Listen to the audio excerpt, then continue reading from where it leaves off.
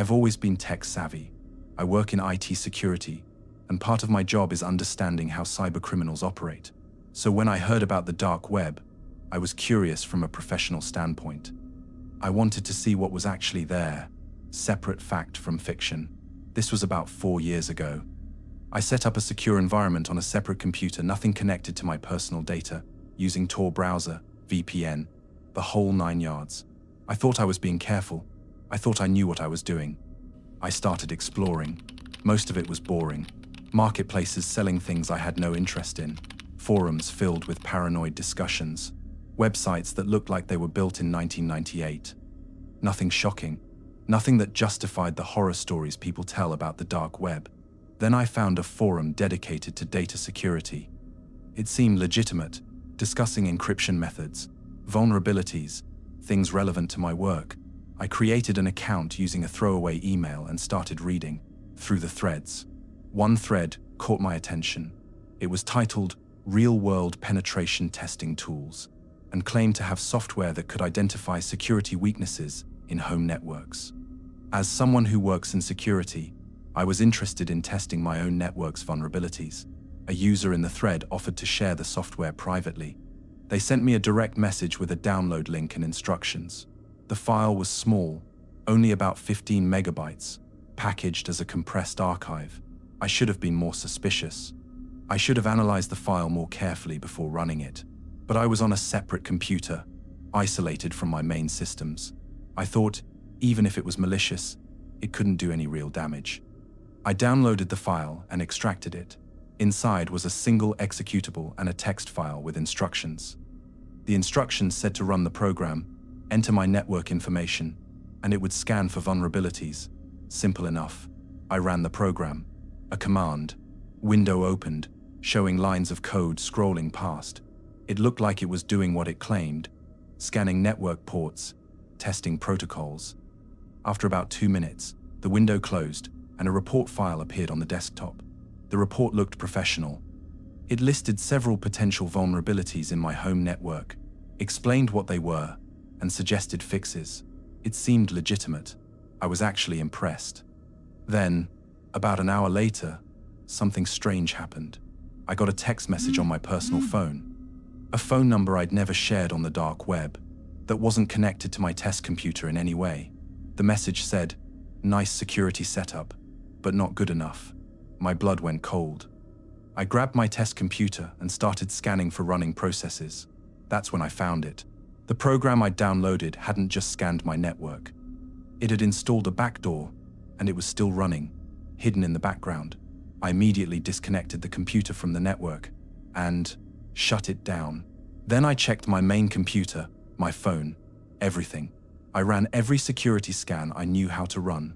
The backdoor had done more than just access my test system.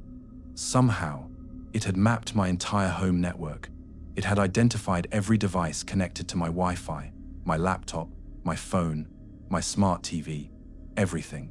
And it had extracted information from all of them. The text message proved they had accessed my phone.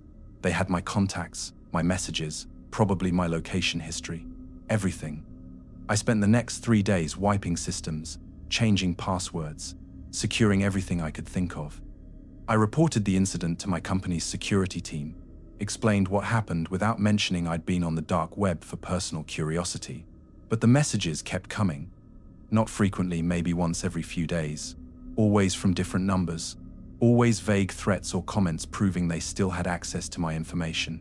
One message included a photo of my house, taken from the street. Another mentioned my girlfriend's name, someone I'd never discussed online anywhere. The worst message came about 2 weeks after the initial infection. It was a screenshot of my company's internal network structure. Somehow, through my home network and work laptop, they'd gained access to my employer's systems. The message said, "We could do a lot of damage with this, but we won't, as long as you cooperate." That's when I realized this wasn't just about me anymore. They'd leveraged my personal compromise to access a Fortune 500 company's network. If this got out, I wouldn't just lose my job, I'd probably face criminal charges for the security breach. They started making demands, small things at first. They wanted me to identify specific vulnerabilities in systems I had access to, not to exploit them, they said, just to document them. They promised they wouldn't use the information, they just wanted to test their capabilities. I was trapped. If I refused, they'd release information about my company's vulnerabilities, probably sell it to the highest bidder. If I cooperated, I was actively helping cybercriminals target my own employer. Either way, my career was over if anyone found out. I did what they asked for about 3 weeks. I documented vulnerabilities, sent encrypted reports, hated myself for every keystroke. Then I made a decision. I anonymously tipped off my company's security team about the potential breach. I didn't mention my involvement, I just sent them enough information to start investigating and securing the vulnerabilities. The company went into lockdown mode. They brought in external security consultants, ran comprehensive audits, and patched everything they found. It was chaos for a few weeks, and I spent every day terrified someone would trace the breach back to me. But they never did. The external team concluded it was a targeted phishing attempt that had been caught early. My anonymous tip was credited with preventing a major breach. I even got a company-wide email thanking the security-conscious employee who'd reported the suspicious activity. The messages from my blackmailers stopped after that. Whether they realized the access was closed or they'd moved on to easier targets, I don't know, but the silence was almost worse than the threats. I kept waiting for them to come back, to make new demands, to reveal what I'd done. I went to the police, showed them the messages, explained about the malware. They took a report but said without more specific threats, there wasn't much they could do. They suggested changing my phone number, being careful about security, the usual advice. I did change my number. I also moved apartments, got a new ISP, essentially started fresh with all my digital accounts. The messages stopped after that, but the damage was done. Here's what bothers me most. I work in IT security. I thought I knew what I was doing. I took precautions that would seem excessive to most people, and it still wasn't enough. The dark web isn't what people think it is. It's not some mysterious place full of hitmen and horror. Most of it is boring. But scattered throughout that boredom are people who are very, very good at what they do. People who see someone like me, someone curious, someone who thinks they're being careful as an easy target. That software I downloaded probably infected dozens of people. Some of them probably don't even know it yet. The people who made it are patient. They collect information slowly, wait for the right moment to use it. I still work in IT security, but I've never accessed the dark web again. And when people ask me about it, when they say they're curious, I tell them what happened to me. Most of them don't believe me, or they think I'm exaggerating to scare them. I wish I was exaggerating. I wish I could tell them it was all just a learning experience, a close call that ended harmlessly, but I can't, because even now, 4 years later, I sometimes wonder if they're still watching. If somewhere in my systems, some piece of code I never found is still reporting back. I check my security obsessively. I monitor my network traffic. I examine every strange email, every unexpected text. Maybe I'm paranoid, or maybe I finally understand how vulnerable we all really are.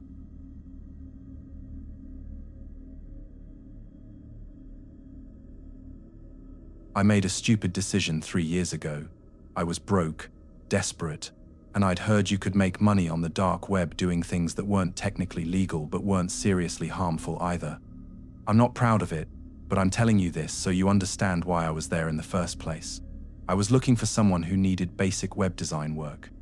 There are forums on the dark web where people post job requests, usually for things they can't advertise on regular freelance sites. I figured I could do some design work, get paid in Bitcoin, and no one would be hurt. I found a posting from someone who needed a website built. They were vague about what it was for, but the pay was good $2,000 worth of Bitcoin for about 20 hours of work. The only catch was that I had to communicate through encrypted channels and deliver the work through a specific platform. I took the job. The client sent me specifications and design requirements. It looked like they wanted a simple e-commerce site, nothing too complicated. I built it over the course of a week, testing everything to make sure it worked properly. When I delivered the finished site, the client seemed happy. They asked me to make a few minor adjustments, which I did. Then they said they'd send payment within 24 hours. The payment never came. Instead, I got a message from a different username. They said they were the client's business partner, and there was a problem with the website. They needed me to log into the site's backend and make some emergency fixes. This should have been a red flag. But I wanted to get paid, and I thought if I refused, I'd lose the $2,000 I'd already earned. So I agreed. They sent me login credentials and a link to the admin panel. I logged in and found what looked like a normal e-commerce backend. Products, orders, customer information, all the usual database tables. But then I noticed something strange. The product listings weren't for normal items. They were coded with numbers and letters that didn't make sense. And the customer orders had shipping addresses that looked suspicious, multiple orders going to the same locations, addresses that were just post office boxes or warehouse districts. I started to realize this wasn't a legitimate business. I didn't know exactly what they were selling, but I knew it was something illegal, something serious. I immediately logged out and sent a message saying I couldn't help them anymore. I said I wanted my original payment and then we'd be done. They responded quickly, saying that wasn't how this worked. They said I'd built the site, I'd accessed their database. I knew what they were doing. I was already involved. Then came the real threat. They sent me a file. It contained screenshots of my personal information, my real name, my address, my family members' names and addresses. Information I'd never shared with them, that I'd never connected to my dark web activities. They said if I didn't continue working with them, maintaining the site and making updates as needed, they'd report me to law enforcement as the person running the operation. They'd frame me as the main operator, and they had enough evidence to make it believable. I was terrified. I'd been stupid. I'd taken a job I shouldn't have taken, and now I was trapped. I couldn't go to the police because I'd actually built the site. I couldn't just disappear because they knew who I was and where I lived. The demands escalated quickly. At first, they just wanted maintenance, fixing bugs, updating product listings, processing orders, but then they started asking for more. They wanted me to integrate payment systems that were clearly designed for money laundering. They wanted tracking systems that would help them monitor their shipments and avoid law enforcement detection. Every time I completed a task, I told myself it would be the last one, that I'd find a way out after this. But there was never a way out. Each task made me more complicit, gave them more evidence to use against me if I tried to leave. I started researching them obsessively, trying to figure out who they were, where they operated from, anything that might give me leverage or a way to expose them without exposing myself. But they were careful. Every communication was encrypted and routed through multiple proxies. The website was hosted on servers in countries with no extradition treaties. The Bitcoin payments went through mixing services that made them impossible to trace. I even considered hiring my own hacker to take down the site, to destroy their operation from the inside. But I had no money. I still hadn't been paid for my original work, and they certainly weren't paying me for the ongoing maintenance. I was trapped in a cycle of unpaid labor for criminals, with my freedom as collateral. For the next 2 months, I maintained that website. Every time they asked me to make changes, I did it. I felt sick every time I logged in, knowing what that site was being used for, knowing I was helping them. I started documenting everything. Screenshots of conversations, records of tasks they'd asked me to complete, copies of their threats. I kept it all in an encrypted file on a USB drive hidden in my apartment. I figured if they eventually did try to frame me, I'd at least have evidence that I was coerced. Then, one day, the site went down. I tried to access it and got an error message. I waited to hear from my clients but got nothing. Days passed. No messages, no contact. I later found out through news reports that there had been a major law enforcement operation. Multiple dark web marketplaces had been shut down simultaneously. The operation I'd been working for was one of them. I spent weeks in absolute terror, waiting for police to show up at my door. I couldn't sleep. I couldn't eat. I kept imagining them going through the site's code, finding my fingerprints all over it, connecting it back to me. Every news update about the operation made my anxiety worse. They'd arrested 17 people across 5 countries. They'd seized millions in cryptocurrency. They'd shut down networks that had been operating for years. And somewhere in all that evidence, somewhere in the servers they'd seized, was my work. I consulted with a lawyer, hypothetically. I didn't tell him it was me, just asked what would happen to someone in that situation. He said that coercion might be a defense, but it would depend on the evidence. If prosecutors could show the person had profited or had opportunities to report the crime, the coercion defense would be weak. I hadn't profited, I'd never received the original payment they promised. But I also hadn't reported it. For 2 months, I'd maintained a criminal enterprise's infrastructure. That fact alone would be enough to bury me. I started having panic attacks. I'd be at the grocery store and see someone in a dark suit and convince myself they were federal agents. I'd hear a car door close outside my apartment and freeze, certain it was finally happening. 3 months passed, then 6 months, then a year. The news about the operation faded. New scandals took over the headlines, and I was still free, still living my life, still waiting for the consequences that never came. But they never came. Either the operators had been careful enough not to leave evidence connecting me to the site, or law enforcement had bigger targets to focus on. I don't know which. What I do know is that one of the arrested operators took a plea deal. I found out because his sentencing was covered in a tech news blog I follow. The article mentioned that he'd cooperated with investigators, provided information about the network's structure and operations. It said his cooperation had been instrumental in the investigation. That scared me more than anything else. If he'd cooperated fully, if he'd given them everything, why hadn't they come for me? Either he'd protected me, kept my involvement secret, as some kind of insurance policy, or the investigators had decided I wasn't worth pursuing. Neither option made me feel safe. I destroyed the computer I'd used for the work. I closed all my cryptocurrency accounts. I stopped using the dark web entirely. I went completely straight, took a regular job doing legitimate web design, and tried to rebuild my life. But I still worry. Digital evidence doesn't disappear. Somewhere in some law enforcement database, there might be files from that operation. If anyone ever looked closely enough, they might find traces leading back to me. I think about turning myself in sometimes, telling the whole story, offering to cooperate, hoping they'd be lenient because I was coerced. But I'm afraid that admitting to it would be worse than the small chance they'll ever find me on their own. The statute of limitations varies depending on the charges. For some federal crimes, it's 5 years. For others, it's longer. I keep track of the dates, counting down, hoping that one day I'll be legally safe, even if I'm never emotionally safe. So I live with it, every day, wondering if this will be the day it catches up to me. Every time I see a police car, every unexpected knock on the door, my heart starts racing. The dark web isn't anonymous. That's the big lie. Everything you do there leaves traces. And the people you meet there aren't all harmless vendors and curious explorers. Some of them are professionals who know exactly how to trap you, how to manipulate you, how to make you complicit in things you never intended to be part of. I tell people now, if you're thinking about making money on the dark web, don't. Whatever you think you're getting into, it's worse. Whatever precautions you think will keep you safe, they won't. And once you're involved, getting out is nearly impossible. I got lucky. I got out before things got worse, before I ended up in prison or worse.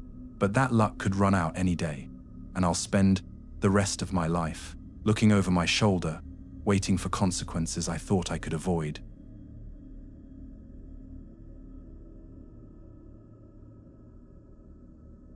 I need to tell someone about this. I can't go to the police for reasons that will become clear, and I can't tell anyone who knows me because they wouldn't understand. So I'm telling you. 2 years ago, I was going through a difficult time. I'd lost my job, broken up with my girlfriend, and was spending way too much time alone in my apartment. I started staying up all night, sleeping during the day, existing in this weird nocturnal bubble where normal life didn't seem real. That's when I started exploring the dark web more seriously. At first, it was just curiosity, something to do during those long nights. But then, it became an obsession. I wanted to see everything, to understand this hidden part of the internet that most people never accessed. I found my way into various forums and chat rooms. Most of them were boring or disturbing in predictable ways, people selling drugs, sharing illegal content, discussing conspiracy theories. But then someone in a chat room mentioned a live stream that was supposed to be showing right now. They posted a link. Several people in the chat said they were watching, making comments about what they were seeing. My curiosity got the better of me. I clicked the link. It opened a new page with a video player. The stream was already playing. At first, I couldn't figure out what I was looking at. It was a dark room, shot from what looked like a fixed camera position. Low-quality video, grainy and compressed. Then I saw movement. A person entered the frame, walking slowly across the room. They were wearing ordinary clothes, jeans and a t-shirt. They looked young, maybe early 20s. They sat down in a chair that was visible in the center of the room. The person just sat there, not doing anything, not speaking, just sitting. The chat in the stream had several dozen people watching. Some of them were making comments, but they were vague things like, "Here we go," or "About time." I watched for maybe 5 minutes. Nothing happened. The person just sat in the chair, occasionally shifting position. I was about to close the stream when someone walked into frame. This second person was wearing dark clothes, and their face was covered with a mask. They approached the seated person and started speaking to them. I couldn't hear the audio, either the stream had no sound or my computer wasn't playing it properly. The seated person looked scared. They were shaking their head, trying to stand up, but the masked person pushed them back down. The chat was going wild now, people typing rapidly, but I couldn't process what they were saying because I was focused on what was happening on screen. The masked person pulled out something from their pocket. At first I thought it was a phone, but then I realized it was some kind of remote control or device. They pointed it at the seated person. Nothing visible happened, but the seated person's reaction was immediate and extreme. They jerked violently, their body contorting, then went completely still. The masked person put the device away and left the frame. The seated person didn't move. They just sat there, perfectly still, in the same position for the next several minutes. The chat had gone quiet too. People were still watching. The viewer count showed over 100 people now, but no one was commenting. Then the masked person came back into frame. They walked up to the seated person and checked their pulse or something. I couldn't quite see. Then they dragged the person out of the chair and off screen. The stream continued. Just an empty room. Empty chair. Nothing happening. But people were still watching. Over 200 viewers now. I closed the stream. My hands were shaking. I didn't know what I'd just seen. Maybe it was fake, some kind of elaborate performance art. Maybe it was real and I'd just watched something terrible. I didn't know. I tried to find the link again to verify what I'd seen, but it was gone. The chat room where it had been posted was gone too. Everything had disappeared like it never existed. I couldn't sleep that night. I kept replaying what I'd seen in my head, trying to understand it. Had that been a real person? Had something actually happened to them, or was it staged? The next day, I tried searching for any information about live streams on the dark web, any news about something that might have happened. Nothing. No reports, no discussions, nothing. But I couldn't let it go. I started obsessively searching missing persons reports, trying to match the person I'd seen in the stream with someone who'd been reported missing. I checked multiple databases, scoured news sites, looked for any trace of what I'd witnessed. I found 3 possible matches over the next week. Young people in their 20s who'd gone missing around the same time I'd watched the stream. 2 were in the United States, 1 was in Canada. All of them had disappeared without a trace, no leads, no suspects. I couldn't prove any connection. The video quality had been too poor to identify the person clearly. I didn't know where the stream had originated from, what country it was in, anything that might help narrow it down. All I had was a vague memory of a face I'd seen for maybe 10 minutes on a grainy video. I considered sending anonymous tips to the police about the cases, but what would I say? I saw something on the dark web that might be related. Without evidence, without the link to the stream, it would be useless. And it might draw attention to me, make me a person of interest in whatever had happened. A few days later, I got a message. It came through a dark web messaging app I'd installed, but rarely used. The message was from an anonymous account. It said, "You watched. We know." That was it. No explanation, no demands, just that simple statement. I immediately uninstalled the app, wiped my computer's browser history, ran every security scan I could find. I checked my computer for any signs it had been compromised. Nothing obvious. But the messages kept coming, through different channels. Sometimes through that same messaging app, after I'd reinstall it to check. sometimes through email addresses I'd never given out. Always the same basic message. They knew I'd watched, and they were watching me now. One message included a screenshot. It was a frame from the stream, showing the seated person's face. Below the image was text, "Remember them. We remember you." Another message came with my home address, not just the building, but my apartment number. They knew exactly where I lived. The message said, "Close your blinds." I did. I closed every blind in my apartment and kept them closed for weeks. I started checking the street outside constantly, looking for anyone watching my building. I bought a security camera for my front door. I became paranoid about every person I saw in my neighborhood. The messages became more specific. They'd mention things I'd done that day, where I'd gone, what I'd bought, who I'd talked to. They weren't making threats exactly, just proving they were watching, proving they could reach me whenever they wanted. I moved. I broke my lease early, paid the penalty, and found a new apartment across town. I didn't tell anyone where I was going. I used a friend's address for my mail forwarding. I thought maybe changing locations would help. The first message at my new address came 3 days after I moved in. It said, "Nice neighborhood, quieter than the last place." That's when I realized this wasn't just about the stream. This was about control. They were demonstrating that no matter what I did, they could find me. They could track me. They wanted me to know I was never safe. I stopped using the dark web completely. I reset my computer to factory settings. I changed all my passwords. But the messages still came, less frequently now, but consistently enough to remind me they hadn't forgotten. Here's what terrifies me most. I don't know what I watched. If it was real, if something terrible actually happened to that person, then I'm a witness to a crime and I can't report it because I can't prove it happened. I don't have the link. I don't have screenshots. I have nothing except my own memory. And if it was fake, if it was some kind of trap designed to identify and track people who would watch that kind of content, then I fell for it completely. They have my information, they know I watched, and they're reminding me periodically that they can reach me whenever they want. I've thought about going to the police anyway, just telling them everything and letting them decide what to do, but what would I say? I was on the dark web, I clicked a link to a stream I shouldn't have watched, and now I'm receiving vague, threatening messages? They'd either think I was crazy, or they'd investigate me as someone who was actively seeking out illegal content, so I live with it. The messages have slowed down, maybe one every few months now. Always just a reminder. We know. Still watching. Don't forget. Short, simple, impossible to trace. I got a regular job again. I rebuilt my life. I don't go on the dark web anymore. I barely use the internet for anything beyond work and basic communication. I'm careful, always looking over my shoulder, digitally speaking, but I know they're still there, whoever they are.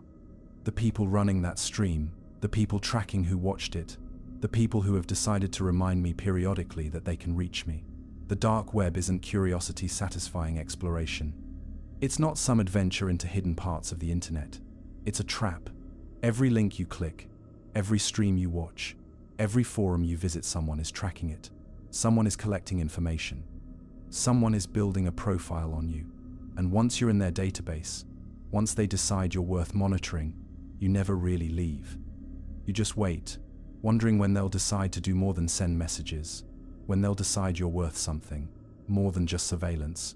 I'm still waiting, still wondering, still checking my messages every day, dreading what I might find.